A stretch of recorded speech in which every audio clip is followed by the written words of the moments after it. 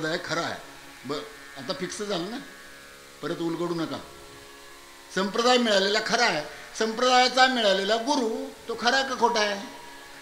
आजी खरा आहे. मुंडका हॅलो, कळते मला.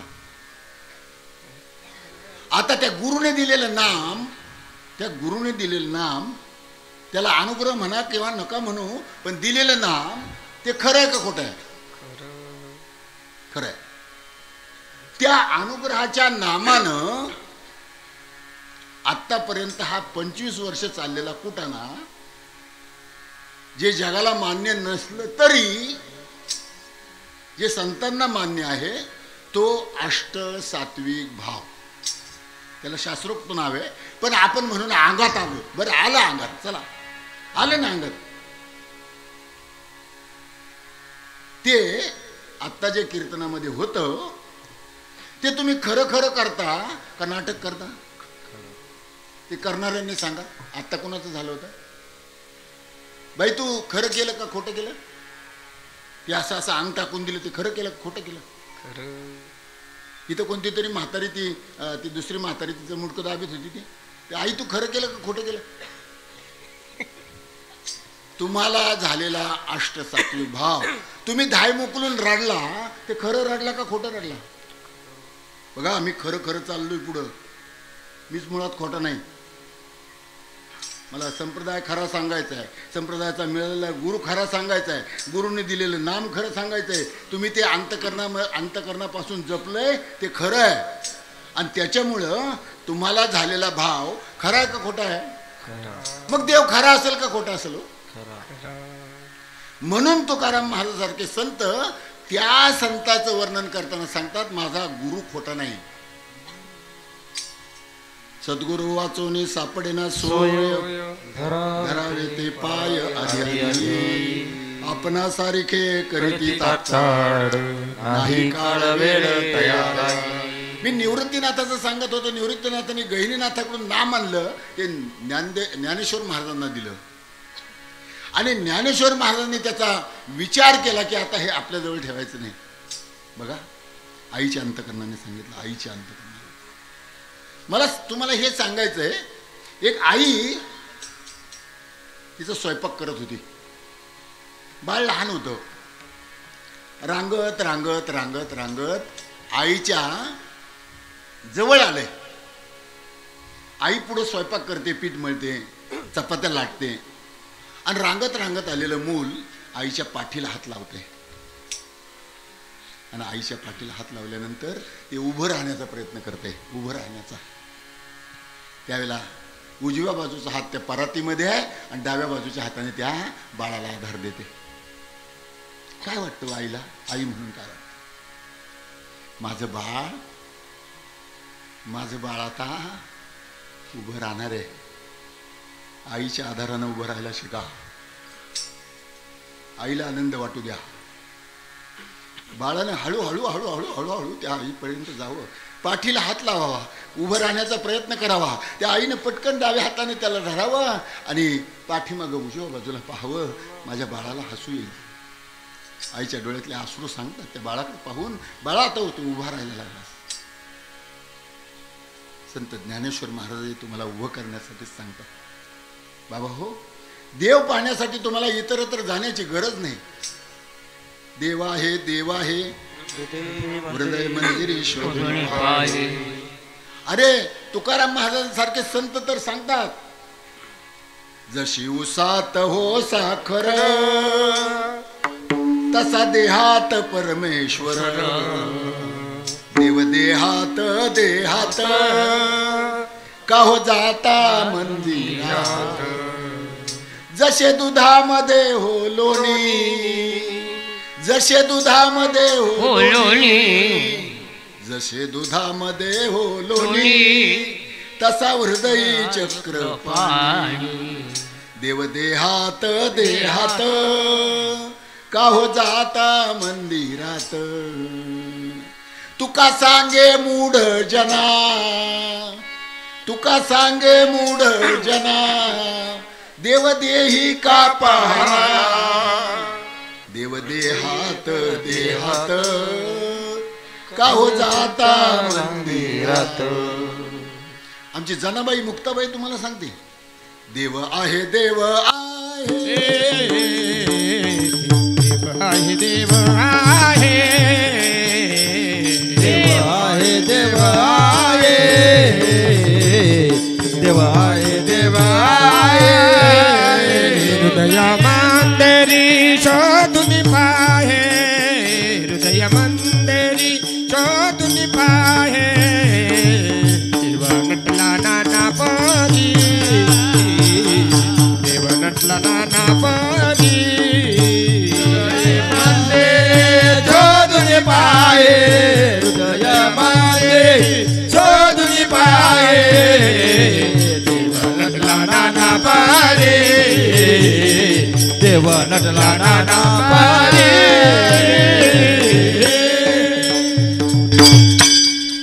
साधारणतः सगळीकडे भरून पुरून उरलेला आहे. देवावर विश्वास ठेवा हो, देव आहे. बघा मी आजचं उदाहरण सांगतो. पहिल्यांदा श्रद्धांजली चुकून राहून जाईल पाठीमागं. श्रीमती मनकर्णाबाई पुंडलिक पाटील आपल्यामधून आज निघून गेल्या. तरीसुद्धा मोठ्या मनानं त्या कुटुंबाला आपली व्यथा कळाली. मी विचारलं जाऊन तिथं गेल्यानंतर की म्हटलं बाबा 25व्या वर्षाचा वैष्णव मेळावा आहे. झालेली घटना अत्यंत दुर्दैवी आहे. कुणाची आई गेली ना मग कळतं. ज्याची आई जाते ना त्याला कळतं आई काय. त्यांचं सांत्वन केलं आणि आम्ही आमचा कार्यक्रम चालू ठेवतोय. साधारणतः तुमच्या मनाला लागेल असं आमच्या मनात काहीच नाही, पण काळाच्या ओघामध्ये कुणालाच थांबवता आलेलं नाही.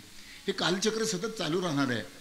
तुम्हाला माहिती आहे का, कीर्तनकार ताजुद्दीन महाराज नावाचा महाराज होता. कीर्तन करत होता बिचारा. आपल्याला वाटते गॅरंटी, आपली गॅरंटी नाही. ताजुद्दीन महाराज कीर्तन करत होते. अर्धा तास कीर्तन झालं आई. त्या कीर्तनात चक्कर आली. असे सज्जन बसलेले होते.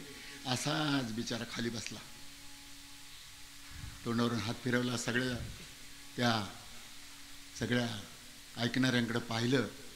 सगळ्यांना नमस्कार केला आणि त्याच्या मांडीवर प्राण सोडला. कीर्तनकाराला जर हे होत असेल तर साधू संत म्हणतात कोण सुटणार आहे याच्यातून. उपजेते नाशे नाशिले पुनरपी दिसे, हे घटिका यंत्र जैसे परिभ्रमेगा. नितीन आणि दगा ही 2 मुलं, अजय, लता आणि मंगल या 3 मुली. खऱ्या अर्थानं आई गेल्याचं दुःख आहे.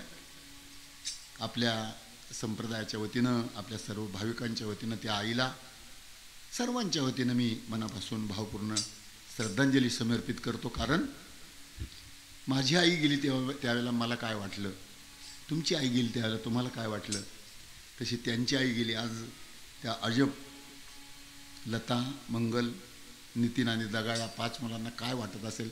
आई 85 वर्षाची असू द्या, परमार्थिक स्वरूपामध्ये जर माऊलीचा विचार केला तर माऊली आपली आई आहे. काय वाटतं. माऊली माऊली माऊली माऊली करता करता करता करता त्या माऊलीच्या रथाकडे पाहावं आणि माऊलीचं वैभव पाहिल्यानंतर आपल्या डोळ्यातून अश्रू व्हायला सुरुवात व्हावी. काय केलं माऊलीने. अरे ज्या आईनं जन्म दिला त्यांनी फक्त जन्मच दिला. ज्या बापानं सांभाळलं त्यांनी फक्त सांभाळलं. जगवलं कुणी. आत्तापर्यंत आपण जिवंत आहोत. डोळे पाहतात ती सत्ता कुणाची आहे, कान ऐकतात ती सत्ता कुणाची आहे, पाय चालतात ती सत्ता कुणाची आहे, आपण झोपतो ती सत्ता कुणाची आहे आणि उठली ती सत्ता कुणाची आहे.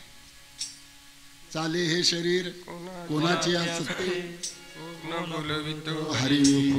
देखवी ऐकवी एक नारायण, देखवी ऐकवी एक नारायण, तयाचे भजन चुकू नका. मला हेच सांगायचं होतं की साधू संत म्हणतात आपण जन्माला का आलो, जन्माला आल्यानंतर करायचं काय आणि ते केल्यानंतर आपल्या पदरात काय पडणार. नाही तर नुसत्या टाळ्या वाजवायच्या नाहीत. विनोदाने सांगून जाईल, टोल नाक्यावर टाळ्या वाजवणारे नसतात का. कशासाठी वाजवतात. पैशासाठी टाळ्या वाजवणारे इथं नाहीत का. तुमचा आक्षेप आहे त्याच्यावर. टोल नाक्यावर टाळ्या वाजवणारे कशासाठी वाजवतात. पैशासाठी टाळ्या वाजवणारे कीर्तनकार नाहीत का. आता परखड बोलू, पैशासाठी नाही का, पोटासाठी सोंग तेथे कैसा पांडुरंग, तेथे कैसा पांडुरंग. साधू संत म्हणतात अरे हरिकथेचा विक्रा. पुढं काय महाराज, मला परत लोक येऊन देणार नाहीत, पण भाषा संतांची आहे. हरिकथेचा विक्रा, मातेशी गमन, भाड खाई धन विटाळतो. भाड खाऊ म्हणून तर बाबा, आता ती बाबांची भाषा आहे महाराज. म्हणजे इतके दिवस काय भाड खाल्ली का, इतके दिवस काय भाड झुकली का. महाराज आपला अधिकार नाही, तो अधिकार त्यांनी द्यावा, कारण सामर्थ्य होतं. अरे आम्ही तुमचं गाव लुटायला आलो नाही, तुमच्या गावाचा उद्धार करण्यासाठी आलेलो आहोत. तुमच्या गावातून लुटून आम्हाला कुठे काही न्यायचं नाही, आम्हाला कुठे काही बांधकाम करायचं नाही, पण तुमच्या गावाला कळालं पाहिजे, तुमच्या गावाला मिळालंय, त्या मिळाल्याचा आनंद लुटता आला पाहिजे. आणि हेच साधू संतांवर विश्वास ठेवून आपल्याला काम केलं पाहिजे. विश्वासच नसेल, मला सांगा, पती आणि पत्नी संसार करताना एकमेकावर विश्वास ठेवावा लागतो का नाही. जर एकमेकावर पती पत्नीचा विश्वासच नाही, संसार होतो का. संशय, 2-3 गोष्टी आहेत. विश्वास नाही, संसार होणार नाही, आणि संशय असला तर अजिबातच नाही, मग तर बिघडलंच. म्हणजे ज्ञानेश्वर महाराज म्हणतात, संशयावनी थोर अनेक नाही पाप घोर, येतो विनाशाची वाघोर प्राणी. आणि हे संत आपल्याला मार्गदर्शन करताना चुकीचं मार्गदर्शन करणारच नाहीत. भजन करा सांगतो, विठ्ठल विठ्ठल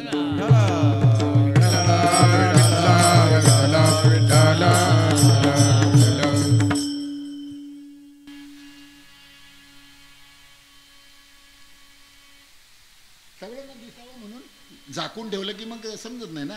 काही मंडळी झाकून ठेवतात. याच्यात स्पष्ट लिहिलेलं आहे ज्ञानेश्वरी. इथं कीर्तनात का ठेवायची, तर ज्ञानेश्वरीतलं सांगतो का, ज्ञानेश्वरीचा याला अनुभव आहे का. मला सांगा, ही ज्ञानेश्वरी डोक्यावर घ्यायची का डोक्यात घ्यायची. डोक्यात. डोक्यावर. डोक्यात. कशासाठी लिहिली, डोक्यावर घ्यायला का डोक्यात घ्यायला. डोक्यात. डोक्यात घ्यायला. डोक्यात घ्यायला. आता आपण जर बाजारात जर पाहिलं तर आता डोक्यावर घेतात का डोक्यात घेतात. मला वाटतं वाचून फाटू द्या ना. मला काही विद्यार्थी आहेत, विद्यार्थी, त्या विद्यार्थ्यांना विचारायचंय, शाळेची पुस्तकं डोक्यावर घेतात का डोक्यात घेतात. मग ज्ञानेश्वरी सारखा ग्रंथ नामदेव महाराज म्हणतात, नामा मने ग्रंथ श्रेष्ठ ज्ञानदेवी. एकतरी ओवी अनुभवावी, एकतरी ओवी अनुभवावी, एकतरी ओवी अनुभवावी, एकतरी ओवी अनुभवावी. नाम म्हणे ग्रंथ श्रेष्ठ ज्ञानदेवी, नाम म्हणे ग्रंथ श्रेष्ठ ज्ञानदेवी, नाम म्हणे ग्रंथ श्रेष्ठ ज्ञानदेवी, नाम म्हणे ग्रंथ श्रेष्ठ ज्ञानदेवी. एकतरी ओवी अनुभवावी, ओ एकतरी ओवी अनुभवावी, एकतरी ओवी अनुभवावी, ओ एकतरी ओवी अनुभवावी. सरळ साध्या गोष्टी आहेत. गुळ खाल्ला तर गोड लागतो, लगेच लागतो का काही 10 मिनिटांनी लागतो. साध्या सरळ गोष्टी कीर्तनात सांगायच्या असतात, लोकांना पटतात त्या. मिरची खाल्ल्यानंतर तिखट लागते, लगेच लागते का तासाभराला लागते. लगेच. मीठ खाल्लं खारट लागतं, लगेच लागतं का तासा 2 तासांनी लागतं. आमच्याकडं वाईट शब्दाला शिवी म्हणतात बरं का, शिवी. तुमच्याकडे गाळी म्हणतात. बरं, शिवी दिली तर राग 8 दिवसांनी येतो का लगेच येतो. लगेच. मग संतांचं वाक्य ज्याला महावाक्य म्हणतो किंवा नाम म्हणतो किंवा अनुग्रह म्हणतो, तो अनुग्रह दिल्यानंतर अनुभव यायला पाहिजे, तो लगेच यायला पाहिजे. नाम उच्चारिता कांटे, नाम उच्चारिता कांटे, नाम उच्चारिता कांटे, नाम उच्चारिता कांटे, नाम उच्चारिता कांटे पुढे उभा जगादेवी, नाम उच्चारिता कांटे पुढे उभा जगादेवी, नाम उच्चारिता कांटे पुढे उभा जगादेवी, नाम उच्चारिता कांटे पुढे उभा जगादेवी, पुढे उभा जगादेवी, नाम उच्चारिता कांटे, नाम उच्चारिता कांटे, नाम उच्चारिता कांटे, नाम उच्चारिता कांटे, नाम उच्चारिता कांटे, नाम उच्चारिता कांटे, नाम उच्चारिता कांटे, नाम उच्चारिता कांटे. संत अगदी सोप्या भाषेत सांगतात बरं का. वैष्णवांचा माल खरा, तुरतुरा वस्तुसी, नाम उच्चारिता कंठी पुढे उभा जगजेठी. साधू संतांनी विचार करा बघा, संत त्यावेळेला होते तेही या कीर्तनाच्या माध्यमातून तुम्हाला आम्हाला वाळवंटामध्ये पण सांगत होते बरं का. ज्ञानेश्वर महाराज, नामदेव महाराज पंढरपूरच्या वाळवंटामध्ये सांगत होते, एकच टाळी झाली चंद्र भागे वाळवंटी, माझा ज्ञान राजा गोपाळासी वाटी, नामदेव कीर्तन करी पुढे देव नाचे पांडुरंग, जनी म्हणे ज्ञान देवा बोला अभंग बोलता रंग कीर्तनी भरला. बघा आता थोडासा विचार करा, इकडच्या गायकांचा अपमान नाही, इकडच्या गायकांचा अपमान नाही असं गृहीत धरायचं. प्रल्हाद महाराज, रामकृष्ण महाराज आणि प्रल्हाद महाराजांच्या मधोमध जनाबाईने सांगितलंय आणि तुमच्या दोघांच्या मध्ये माऊली उभे आहेत. जनाबाईने सांगितलंय, माऊली जनी म्हणे ज्ञान देवा बोला. तुमचा अपमान आहे का? तुमच्या शेजारी माऊली उभे आहेत आणि माऊली आता माऊलींच्या समोर तुम्ही काय केलंय, तुमचा माईक त्यांच्या समोर दिलाय. माऊलींच्या अभंगाच्या गायनामध्ये आणि तुमच्या गायनामध्ये किती फरक असणार आहे? कोण गायला उभं राहिलं आता? माऊलीने गायन गावं.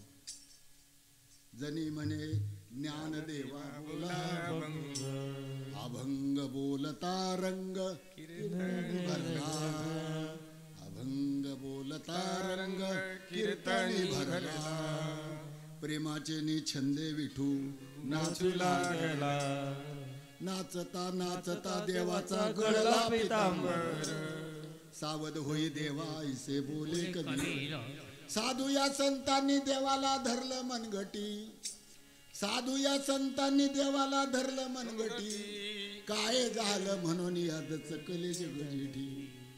आता एक ह्या अभंग ह्या श्रीपाद बाबाच्या संप्रदायाचा का हो?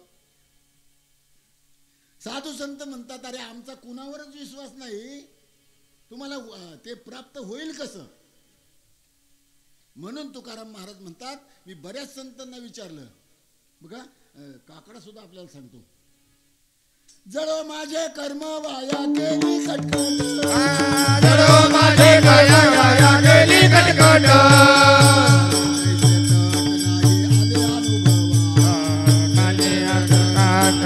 आले अनुभवा,